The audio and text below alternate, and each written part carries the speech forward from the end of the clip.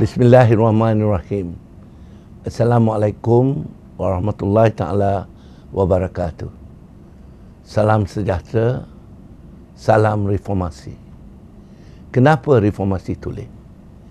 Adakah reformasi yang keadilan laungkan sejak tahun 1998 palsu atau dangkal? Reformasi tulen yang dipilih sebagai slogan di atas beberapa sebab. Pengertian reformasi itu sendiri sering disalah tafsir atau disalah guna dan menyimpang jauh dari roh dan inti parti sebenar.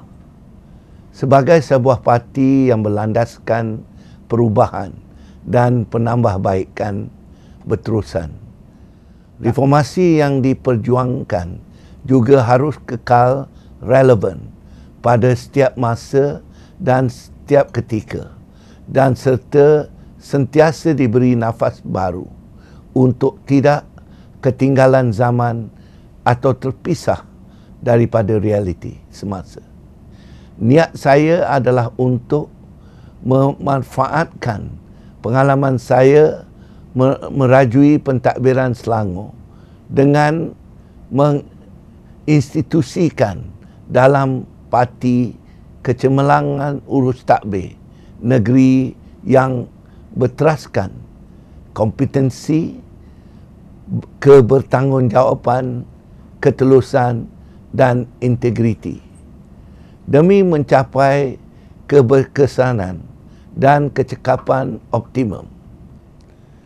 Saya juga boleh menawarkan keupayaan, kepakaran dan pengalaman luas saya untuk memperteguh kedudukan kewangan parti demi memberdayakan operasi dan aktiviti parti dari peringkat pusat ke akar umbi untuk termasuk mewujudkan kompleks atau pejabat parti di setiap negeri dan cabang, memastikan dana cukup bagi semua aspek operasi dan kegiatan pusat, cabang dan ranting, sama ada gerak kerja politik dan pilihan raya umum dan kecil, aktiviti kemasyarakatan untuk memenangi hati dan minda rakyat secara umum dan sebagainya. Di samping itu, keupayaan dan kepakaran dan pengalaman saya juga boleh dimanfaatkan sepenuhnya untuk menjamin kesejahteraan dan kebajikan anggota, terutamanya akar umbi yang kurang bernasib baik dalam pelbagai segi terpelihara dengan cadangan saya. Menubuhkan sebuah koperasi khusus untuk anggota parti di bawah nama Koperasi Keadilan yang bakal memberi pelbagai faedah sebagai ahli koperasi. Memberi peluang pembelajaran berterusan, terutamanya berkaitan hak asasi, undang-undang, politik, pentadbiran dan keusahawanan. Saya harap dasar kepedulian dan keperhatian tentang nasib akar umbi yang saya tawarkan ini dapat memperkasa kebanggaan, keyakinan dan kesetiaan anggota terhadap parti.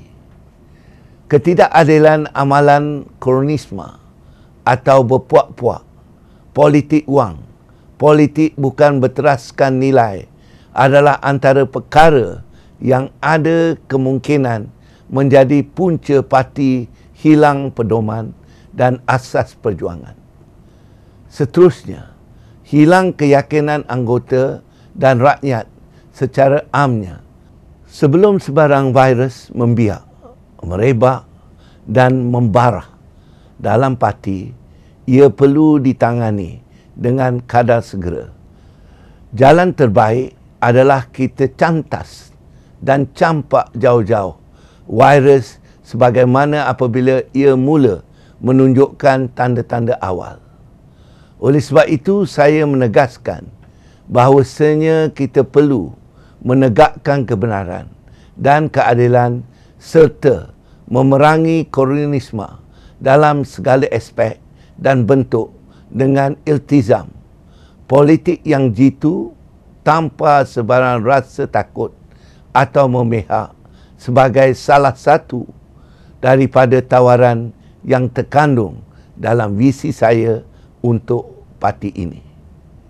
Ini semua untuk mengelakkan amalan berpuak-puak atau monopoli kumpulan tertentu dalam parti atau pilih kasih dalam pertandingan dan pelantikan pemilihan sebagai calon, tindakan disiplin atau tata tertib dan sebagainya. Sekian, undilah saya calon nombor 3 untuk Timbalan Presiden Parti Keadilan.